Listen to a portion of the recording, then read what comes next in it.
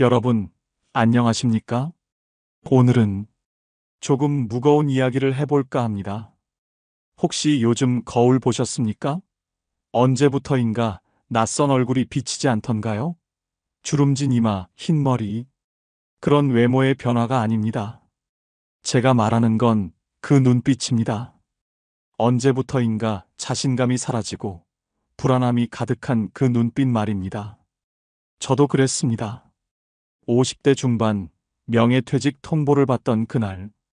아직도 생생합니다. 30년을 다닌 회사였습니다. 과장, 부장까지 올라가며 나름 인정받는다고 생각했죠. 그런데 어느 날 갑자기 인사팀장이 조심스럽게 건넨 그 흰 봉투. 그동안 수고 많으셨습니다. 단 한 줄이었습니다.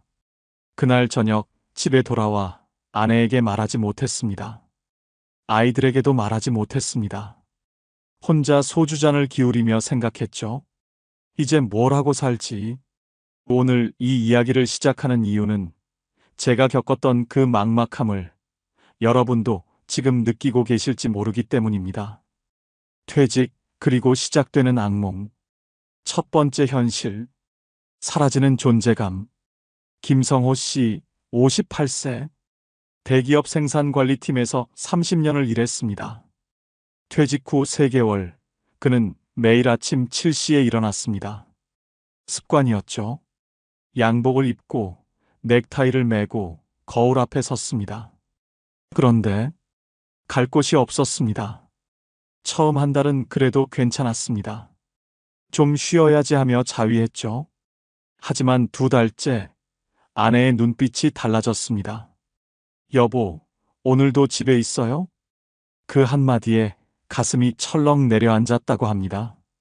3달째 대학생 아들이 말했습니다. 아빠, 낮에 집에서 TV만 보지 말고 뭐라도 하세요. 보기 안쓰러워요. 그날 밤 김 씨는 눈물을 흘렸습니다. 가장으로서의 권위, 아버지로서의 존엄, 남편으로서의 자신감. 모든 게 무너지는 느낌이었다고 합니다. 여러분, 이게 바로 퇴직 후 첫 번째 현실입니다. 존재감의 상실입니다. 회사에서 우리는 누군가였습니다. 팀장, 부장, 이사. 직함이 있었죠. 부하 직원들이 부장님 하고 불러주었고 회의 때 내 의견을 경청했습니다. 하지만 퇴직 후엔 아무도 부르지 않습니다. 아무도 당신의 의견을 묻지 않습니다. 당신은 그저 집에 있는 사람일 뿐입니다. 두 번째 현실. 무너지는 경제. 이제 돈 이야기를 해봅시다. 박영수 씨 61세. 퇴직금으로 8천만 원을 받았습니다. 큰 돈이었죠. 이 돈으로 뭔가 해야지 생각했습니다. 친구가 권유했습니다. 치킨집 해. 요즘 잘 되더라. 가맹비 5천만 원, 인테리어 2천만 원, 운영자금 1천만 원. 퇴직금이 순식간에 사라졌습니다. 새벽 5시 기상, 밤 11시 마감. 하루 종일 튀김기 앞에 섰습니다. 기름 냄새가 온몸에 배었죠. 그런데 손님이 안 왔습니다. 배달앱 수수료만 월 200만 원. 재료비, 인건비, 임대료. 계산해보니 한 달에 500만 원이 나갔습니다. 매출은 600만 원. 순이익 100만 원. 박 씨는 매일 계산기를 두드렸습니다. 이렇게 하면 원금 회수하는데 70년 걸리는데 1년 후 가게 문을 닫았습니다. 남은 건 3천만 원의 빚이었습니다. 여러분, 이게 현실입니다. 통계를 보십시오. 자영업 5년 생존율 27%입니다. 10명 중 7명은 망한다는 겁니다. 특히 50대 이상 창업자의 실패율은 더 높습니다. 왜일까요? 우리는 30년간 조직에서 일했습니다. 시키는 일을 잘했죠. 하지만 자영업은 다릅니다. 마케팅, 회계, 인사, 영업. 모든 걸 혼자 해야 합니다. 젊은 사장님들과 경쟁해야 합니다. 우리에게 그런 준비가 되어 있었습니까? 세 번째 현실.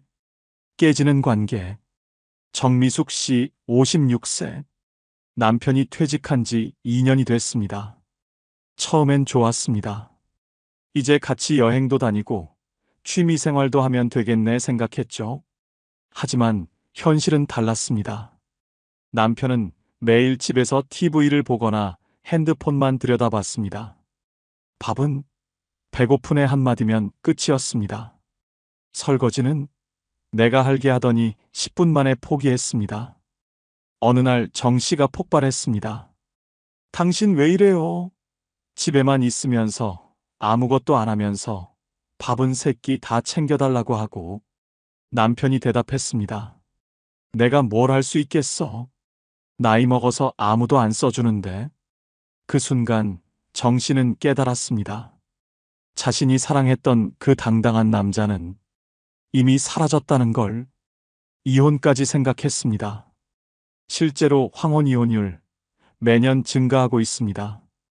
2024년 통계를 보면 20년 이상 결혼 생활을 유지한 부부의 이혼율이 전체의 38%나 됩니다. 왜일까요?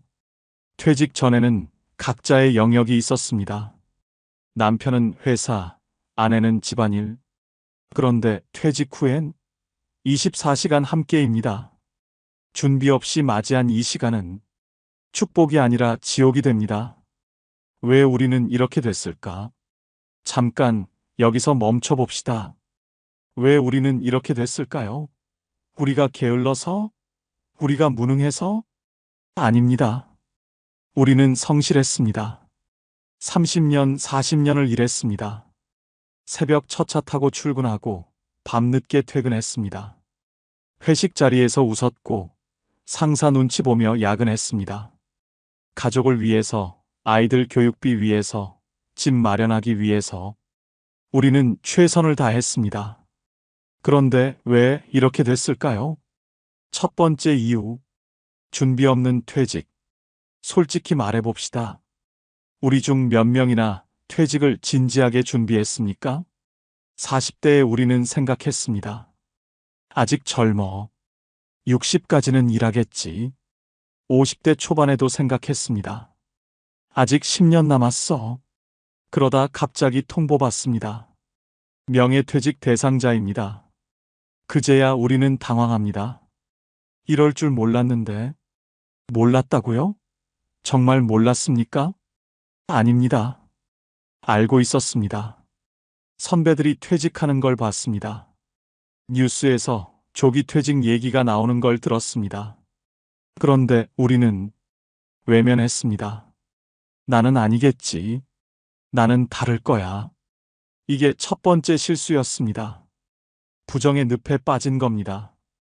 두 번째 이유, 잘못된 투자. 퇴직금을 받으면 우리는 조급해집니다. 이 돈으로 뭔가 해야 해. 이걸로 평생 먹고 살아야 하는데. 그래서 무리한 선택을 합니다. 치킨집, 카페, 편의점. 아는 것도 없이, 경험도 없이 뛰어듭니다. 친구가 권하니까, TV에서 봤으니까, 쉬워 보이니까. 결과는 실패입니다. 어떤 분은 주식에 투자합니다. 단기간에 불려야지 생각하며 위험한 종목에 몰빵합니다. 코인에 손 떼는 분도 있습니다. 한 방이면 되는데 하면서요. 그리고 잃습니다. 퇴직금 전부를. 제 지인 중에 이런 분이 있었습니다. 퇴직금 1억 5천을 받아서 7천만 원으로 오피스텔을 샀습니다. 월세 받으면 되겠지 생각했죠. 하지만 공실 기간이 길어졌습니다. 6개월간 세입자를 못 구했습니다. 그 사이 대출이자와 관리비만 600만 원 나갔습니다. 결국 손해보고 팔았습니다. 남은 돈으로 식당을 시작했는데 1년 만에 망했습니다. 지금 그분은 경비 일을 하고 계십니다. 60대 중반 나이에. 세 번째 이유, 잘못된 자존심. 우리 세대는 자존심이 강합니다. 내가 대학 나왔는데 이런 일을 해? 내가 부장까지 했는데 이렇게 머리를 숙여? 이 자존심이 우리를 망칩니다. 재취업 기회가 있어도 연봉이 낮다고 거절합니다. 내 경력에 이건 아니지 하면서요. 아르바이트 제안이 와도 거절합니다. 이 나이에 편의점 알바를 하면서요. 그러다 시간만 흘러갑니다. 6개월, 1년, 2년. 그 사이 우리는 늙어갑니다. 기술은 녹슬고 체력은 떨어지고 사회는 우리를 더 이상 원하지 않게 됩니다. 그리고 어느 순간 깨닫습니다. 아, 그때 그 일이라도 할 걸. 하지만 이미 늦었습니다. 그 기회는 다시 오지 않습니다. 비참함 속의 작은 희망들. 하지만 여러분, 절망만 이야기하려는 게 아닙니다. 저는 지난 10년간 수백 명의 퇴직자를 만났습니다. 그리고 발견했습니다. 같은 상황에서도 어떤 분들은 다시 일어선다는 걸. 첫 번째 사례, 자존심을 내려놓은 사람. 최동진 씨 62세, 대기업 부장 출신입니다. 연봉 1억이었죠. 퇴직 후 1년간 놀았습니다. 내 경력에 맞는 자리를 찾아야지 하면서요. 하지만 아무 연락이 오지 않았습니다. 어느 날 아파트 경비실에서 일하시는 선배를 만났습니다. 대기업 임원 출신이었죠. 선배님, 여기서 뭐 하세요? 선배가 웃으며 대답했습니다. 이것도 괜찮아. 규칙적이고 사람들이 인사해주고 월급도 꼬박꼬박 들어와. 자존심? 먹고 살 수 있나? 그날 최 씨는 깨달았습니다. 일주일 후 그는 택배 상하차 일을 시작했습니다. 새벽 4시 기상, 육체 노동이었습니다. 처음엔 힘들었습니다. 온몸이 아팠죠. 하지만 3개월 후 달라졌습니다. 월급이 300만 원 들어왔습니다. 적은 돈이 아니었습니다. 무엇보다 아내의 눈빛이 달라졌습니다. 여보, 힘들죠? 제가 도시락 싸드릴게요. 그 한마디에 눈물이 났다고 합니다. 2년 후, 지금 최 씨는 택배차를 한 대 더 늘렸습니다. 매출이 월 600만 원이 됐습니다. 그는 말합니다. 자존심 내려놓으니까 새로운 길이 보이더라고요. 두 번째 사례, 작게 시작한 사람. 김영희 씨, 58세. 퇴직금 5천만 원으로 뭘 할까 고민했습니다. 주변에선 카페를 권했습니다. 요즘 핫하잖아. 하지만 김 씨는 다르게 생각했습니다. 큰 가게는 부담스러워. 작게 시작하자. 그녀는 집 근처 재래시장에 3평짜리 반찬 가게를 냈습니다. 초기 투자비 1천만 원. 매일 새벽 5시에 일어나 직접 반찬을 만들었습니다. 김치, 나물, 조림. 손맛으로 승부했습니다. 처음 한 달 매출은 150만 원이었습니다. 이것도 괜찮네 생각했습니다. 두 번째 달, 단골이 생겼습니다. 사장님, 손맛이 엄마 손맛 같아요. 세 번째 달, 입소문이 났습니다. 매출이 300만 원이 됐습니다. 1년 후, 지금 그녀는 월 500만 원을 법니다. 순이익은 300만 원입니다. 더 중요한 건 매일이 행복하다는 겁니다. 큰 욕심 안 부려요. 이 정도면 충분해요.